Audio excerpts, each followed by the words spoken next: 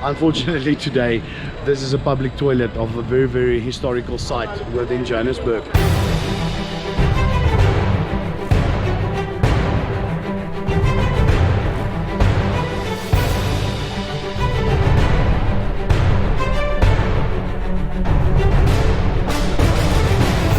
It's quite early, man. Good morning, everybody, and welcome back to the channel. Let me tell you where we're going and probably what you can expect. We're heading to Fordsburg today, and we're going to do a bit of a food tour, shopping tour. It's Middle Eastern food. You don't just eat food, you interact with it, and I'm so looking forward to shooting video there and vlogging there. Family is preparing, and hopefully within the next few minutes we'll be on the road.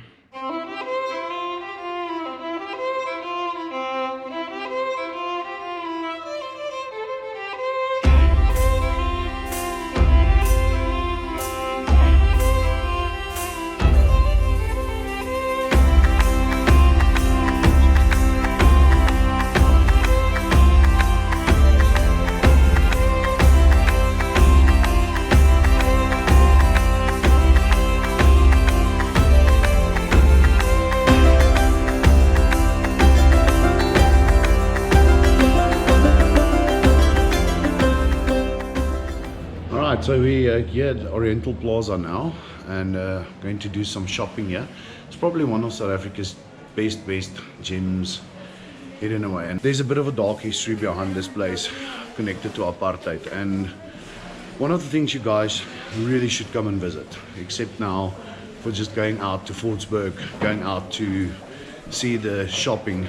This is one of the places where you can still find the old school tailoring that's been done. As you guys can see, there's curtains, yeah, suits for those who needs to be doing some tailoring. And we'll be hanging out here today for a while. Traveling wise, this is really one of those multicultural places that you really need to visit. Truly a gem in the South African sense of not just what you experience, but the people here. You will really find some amazing stuff here. If you want to have your cell phone fixed within 5 minutes, you can do that. For the ladies who want handbags, there is boutique clothes here, name it. You can find anything here. And even if you can just walk around within the shops, there's material shops, some of the best dining, and I must honestly say there's some really good dining here in the Oriental Plaza. We'll be visiting that later, probably today, or hopefully in the Fordsburg Square, which I will tell you a story about. Alright, so we're heading out now to the Fordsburg Square. Quite an amazing area. This is the first time I was here. We did a historical tour with a lady, and she would take us to like the cinema building, which is not in use anymore. How small businesses around this area, and this area has quite a unique history. With 1922, where the first massacre took place, roughly around 200 people, I think if I'm correct, died here, and this was during a mining strike. Right, we'll take you to the block. There's quite an interesting history connecting Linnell and her family to this miner strike, but I'll tell you a bit later about that. So hopefully I'll get some good footage for you guys. And really, this is not an unsafe area. You know, it might look like you are in Hillbrow, but as this area, you know, it's a normal shopping area, and it's really one of those places that you have to visit in South Africa. One of the interesting places in Fordsburg is a place called the Divine Bakery, and of course we will have the guy who's got a lot of beat on his car, but this is the Divine Bakery, and this is situated in an old church. So I'll first ask the person permission if I can shoot inside.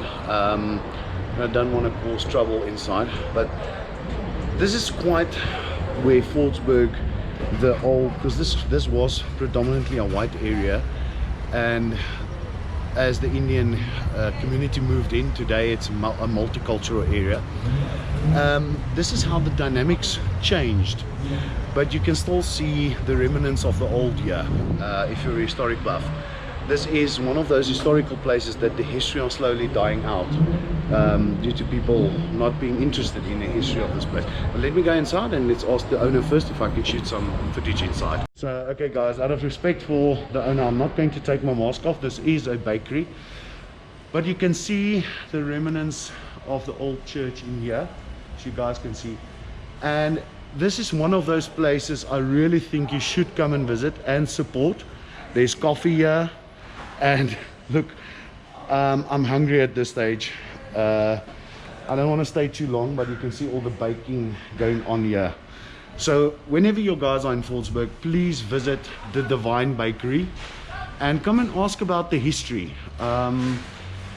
You know, this is just one of those places that still's got the old touch of the history, the church. I'm going to try. Here's the old gallery of the church, and then turned into a bakery. It is just amazing how resilient people are. And if you are into Hubley and want to do some Hubley, you guys really should come to this store. Here you can see all the flavors, and what you can do is you can pick it up slowly and have a sniff. It is amazing. Really guys, if you're into Hubley, this is one of the shops in Fordsburg that you really need to visit. So I'm quickly going to go through, shoot some footage here, all the tobaccos that you can dream of, and Hubley fittings, pots, name it. We're actually here to get new pipes for our Hubley because ours perished, so just want to get some things done. Look at that, just look at that. So if you really want to get into Hubley smoking, these guys are really friendly. And you guys can really come and support these guys. So do yourself a favor, come down to Fordsburg and really do yourself a favor and come and visit this place. So it's 52 Crown Road, Fordsburg.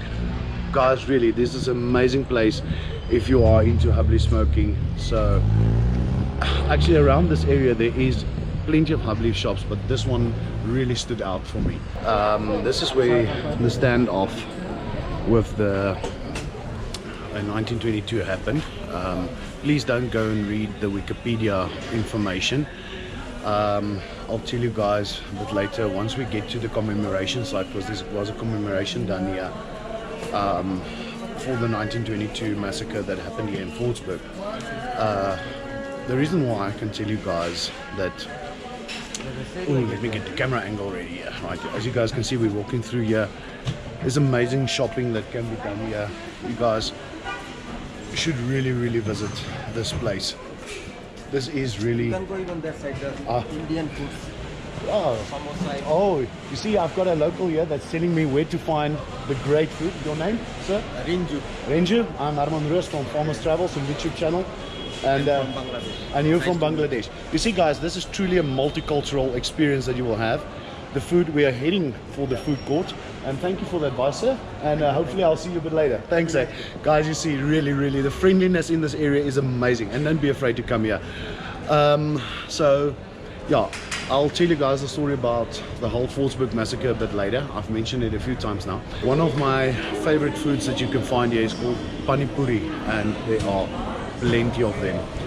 And if you are into Middle Eastern, Asian food, not Asian food, if you're into Middle Eastern food, Indian, Bangladesh, this is the place you want to be. And really you can see these are properly street food, and this is what I like. This is the type of food I like. The smells reminds me of traveling back to India and those places. And guys, this is not the place for the faint-hearted. Don't be finicky when you come and eat here, but do come and support these guys. I'm going to eat a little bit later here. All right, so this building here that you see here, these are now funny enough, it's now toilets. I just want to get the commemoration plaque here.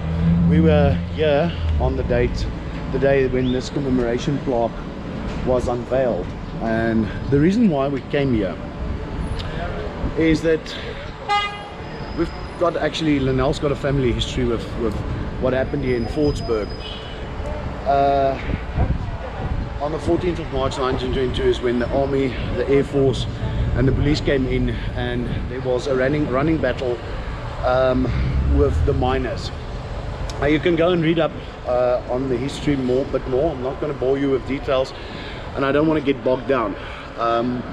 Basically what happened is most of the white South African miners were starting to be replaced by black miners because they were more cheaper labor. And at that stage gold price fell. Between 1920 gold price fell, so these guys, the mining houses, were looking for cheaper and cheaper methods to extract the gold, and one of them was replacing them with black labor. And this was predominantly a workers area, white area, and these guys started entrenching themselves more and more. And Lynelle's great grandfather, Tom Coulter, was instrumental in the negotiations during that time. He was quite a big mining magnate. He was the director on the coal mines. There are a few places that today are one of the small towns, I can't remember the name, was instrumental of him setting up the town. It's near Middelburg. I'll get to the name now. Anyways, in February the negotiations broke down. He was one of the main negotiators, and he was just a stubborn old Irishman who decided they're not going to continue negotiating. And eventually, due to his stubbornness, this was a site where 200 people approximately died in the massacre when the government finally decided they're going to send him, as I said, the Air Force, the police and the army. So quite interesting family history on my wife's side. Alright, let's get to the commemoration plaque. It says, all told 219 people died in this battle and 4,750 were detained. The church we were in is the Presbyterian Church in Mint Road. That's where that church was bombed. Unfortunately today, this is a public toilet of a very, very historical site within Johannesburg, and the first massacre that happened in the mining industry. But as we can see today, the ambience changed. It's a multicultural area, but still part of history in South Africa. And if you come to Fordsburg, guys, I really suggest you guys come to Fordsburg.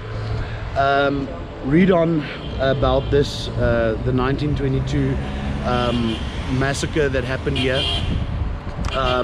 We as a family know the history of Tom Coulter in this.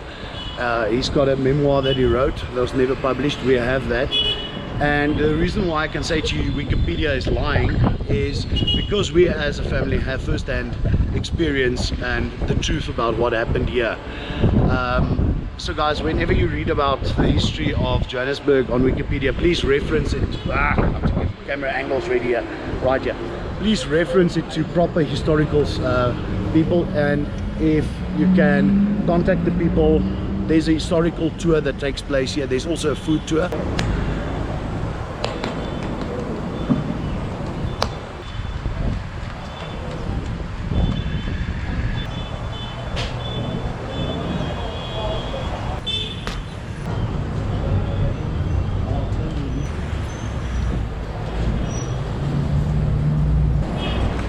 Okay guys, so this is quite a traditional bread that you see, and with all the noise and the sound in the background, I do hope you guys can help. This is called laffa bread, and this is traditionally how they make it. And this is one of the amazing things of visiting Fordsburg, is that you can actually see where your food is prepared and you don't have to be scared. The skill of these guys being able to do this is amazing. So whenever you visit Fordsburg, come to the House of Shawarma. It is really one of those places you need to sit down, where you can get fresh fruit, smoothies, some nice chicken meals. There is beef meals. So really one of the places that you need to visit, and one of the gems within the South African food community. So we're here at a truly original ice cream shop. You guys going to see here.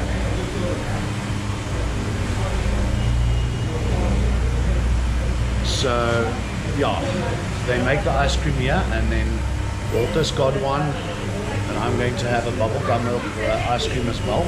Let's see. Thanks. Right, so here's my ice cream, so I'm going to try it now. These are traditional, if I'm correct, Lahori Faluda house. So there we go. It's nice. So if you're in Fordsburg, you want an ice cream, come here to the Lahori Faluda house, and you can enjoy the ice cream. Okay, so winding down here in Fordsburg on our visit here. It's truly one of those amazing places and gems that you have to visit, not just the Oriental Plaza. If you are into Middle Eastern food, this is the place to be. Fordsburg is truly, I don't know how to explain it. Food wise, it is a tickle for your taste buds. It is overindulging of food. It has got an essence of it. The sounds, the minaret call. This place just took me back to places I've visited, countries I've been to, and it is truly a place that you should see in South Africa. This is not just a quick hop in place. This is a place where you have to take time, you have to feel, you have to taste, you have to hear. So when you come here, just make sure that things that are loose, that can be pickpocketed, just make sure that you don't have those things visible. But otherwise, this is an utter safe place. Fordsburg, I don't know how much I can emphasize this during this vlog, but truly a place that you need to visit at least once in your life. So let's see, hopefully I can continue shooting some footage, but I think we'll be heading back to our accommodation, and yeah, tomorrow we'll be hitting the Chinese market, another Asian part of Johannesburg. Hey, good morning everybody. Yeah, I'm here by our accommodation. Quite a few steps to go up and down, and bringing the luggage down has put me a little bit out of breath. We'll be heading to Chinatown in Cyrildene today. Don't know what to expect. So let's get going and let's make this thing happen.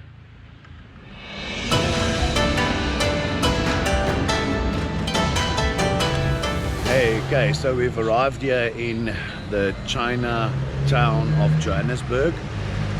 Quite contrasting if you think Chinatown, Johannesburg.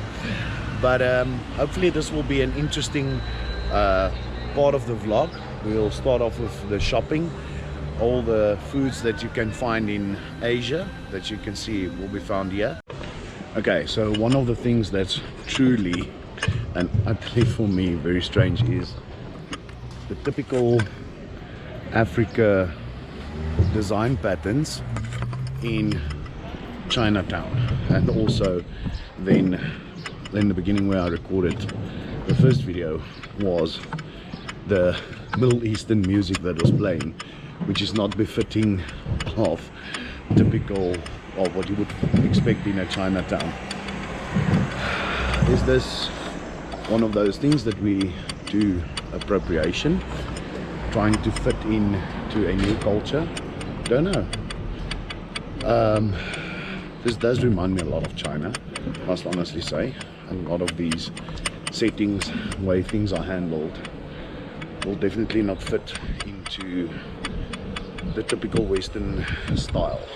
And you should also not come and do shopping here if you are a snob, to be quite honest. Your stomach won't make it. I would suggest those that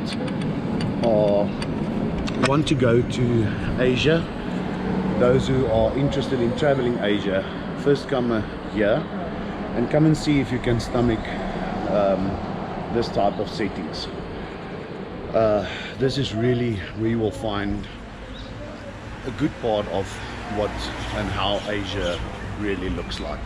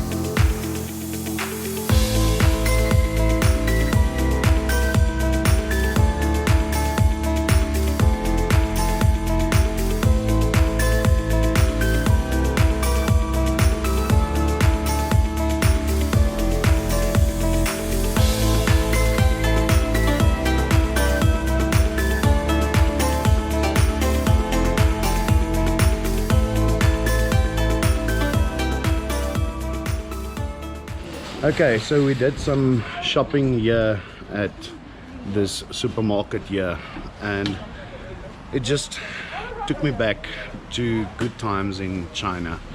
You know, walking around these aisles with the different types of food, different types of fresh foods, vegetables. It truly makes me yearn to go back to Asia. If you are truly into Asian cuisine, especially Chinese, Japanese cuisine, this place is really the place to be. I think you will find whatever your heart's desire is. I think this is one of those places you need to visit at least once in your life in Johannesburg, is the Chinatown market. Yeah. Okay, so the wind down on this Chinese market, or the Chinatown here in Johannesburg. First of all, if you want to experience Chinese cuisine, food and grocery shopping, this is the place to be. Secondly, don't come here if you are more of a private school person who rather prefer to buy your food at Woolies. Then this is not going to be the place. For me, this was a take back to Asia. And as I said earlier, there's a longing in my heart to go back to Asia. It reminded me of how amazing Asia is, especially China, Thailand. But for those who have a traveling spirit, this is the place to be. But don't expect to come do electronic shopping here like the China Mall on the other side of Johannesburg. This is for food, and if you're a foodie, this is the place to be. If you are a first-time traveler to Asia and you want to experience, or at least have a little bit of a touch of Asia before you go, or you are on the verge of making the decision, reading the reviews, this is the type of thing that you will expect to find in Asia. The bottles are typically South African, that you can expect, but if you want to just get a small taste of what it will be like in China, Thailand, Vietnam, all the Asian countries, this is the place to come to. You will experience the smell, the vibe. Everything here is about 40 to 60% authentic. So whenever you come here or want to travel as a first-time traveler to Asia, just come and check this place out. Make sure that you can stomach the situation before you travel to Asia, and come back and say you never want to travel to Asia again. For me, I'm signing off, saying goodbye. Safe travels, look after yourself and keep safe. Till we see each other again on the road. Cheers.